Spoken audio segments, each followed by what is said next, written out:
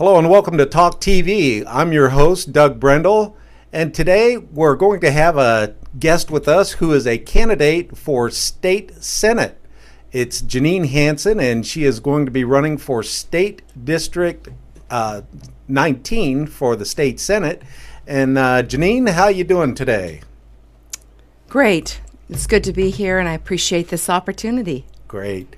So where do you live now? Do you live in the Pahrump area or somewhere else in the state, Janine? Well, this is a huge district. District 19 includes Elko, White Pine, Eureka, Lincoln, part of Clark, and most of Nye. And I actually live outside of Elko County, outside of the city of Elko. Boy, that sounds like a pretty big chunk of land. It's huge. It's just huge. I've done put on a lot of miles. Yeah.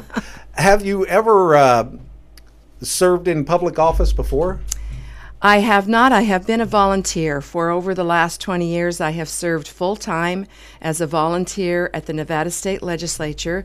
I'm the state president of Nevada Eagle Forum, and I have been representing at the legislature families, taxpayers, citizens, and bringing their concerns forth to the legislature. It's a sad thing, but most of the lobbyists at the legislature are government employees who represent every county, city, school board, water district. Everybody has, all of the government employees are represented, but the average citizen, the average family, the average individual goes unrepresented. And so that's what Eagle Forum does. We work with the grassroots in trying to get people to have a voice at the legislature. So I have a great deal of experience working with legislators, both Democrats and Republicans, and presenting the views of the public at the legislature. Tell me a little bit about the Independent American Party. They are a very well-established party, correct? Yes, we have been on the ballot since 1992. In 2010, we had 54 candidates. 4 of those candidates were elected. In fact, one re-elected in Eureka County. She was re-elected to clerk treasurer. In Nye County, we had Falcon Finlinson elected as the public administrator. We also had a county commissioner in White Pine and a district attorney in Esmeralda. So we are the wave of the future because people are really tired of the twin party monopoly of the Republicans and Democrats. They feel like it doesn't make any difference if they vote for a Democrat, it's tax and spend. If it's a Republican, it's spend and tax. So they're just a little bit upset and feel betrayed that they have not been represented. And I think they're right. What kind of feeling do you get when you go out around your district and speak to people? Do they have that same feeling that we're just fed up, we've had enough, and Tweedledee, Tweedledum, we'd like to have another choice? Yes, many of them do feel that way. And whether they're a Republican or Democrat, they feel like the parties have left them.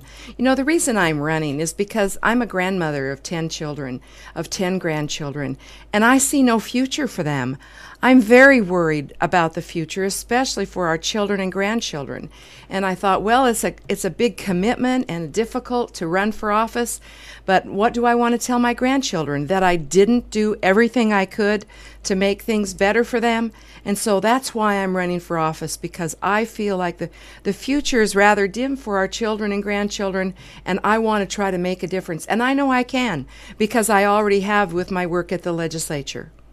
Oh, I see. Well, that's very noble, and I wish we had more people with that attitude instead of trying to go to the trough and see how much money they could scoop off for themselves. That's the problem. Yeah. That's the real problem, because we are not doing what's best for the people. Now, in our conversation just prior to this, we were talking about some of the important issues that you feel need to be taken head on, and you were talking about number one, you said taxes can negatively impact the economy. Tell us a little bit about your feeling on that and what you would do about it. Well, I think taxes is one of the most serious issues right now.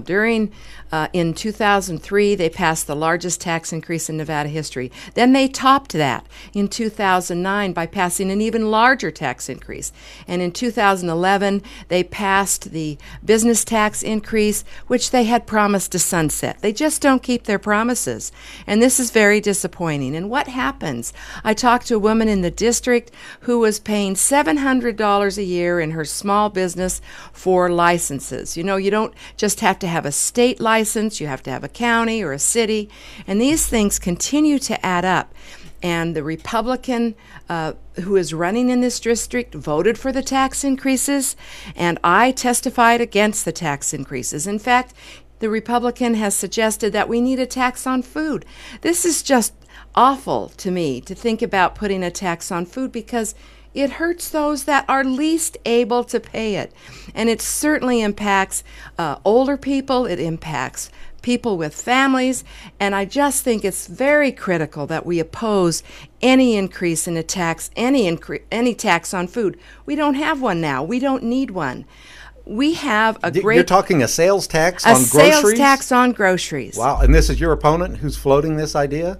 Yes, he suggested it first in 2010. And publicly, it's on the internet. You can look it up. And I think this is just a critical issue that we need to say no. You know, they had a SAGE commission a few years ago that gave over 40 ways that we could cut waste in government. Most of those have not even been implemented.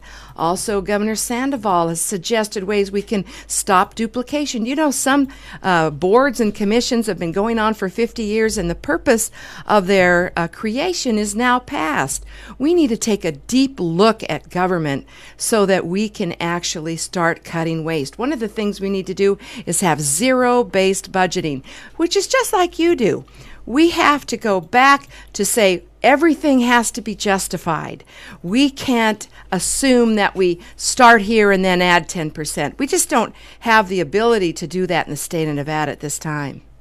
I'm just floored at the fact that somebody would want to tax groceries. I don't even think I've ever heard of that. Do you know if that exists anywhere in the United States? Yes, other states have a tax on food. I believe, wow. I know Idaho does. Jeez. But I think this really hurts those that are most vulnerable. In fact, when Pete Gokachia first came out with this idea, Chuck Muth called him Tax My Meat Pete. So, you know, I think there's a lot of people that are very concerned about placing a tax on food and hurting the most vulnerable of our community. Wow, that's something else. Well, we'll get into a few more of these subjects, but right now we're going to take a quick break, and when we come back, we're going to be speaking to Janine about some of the other issues important to her and important to the state of Nevada, so don't go anywhere.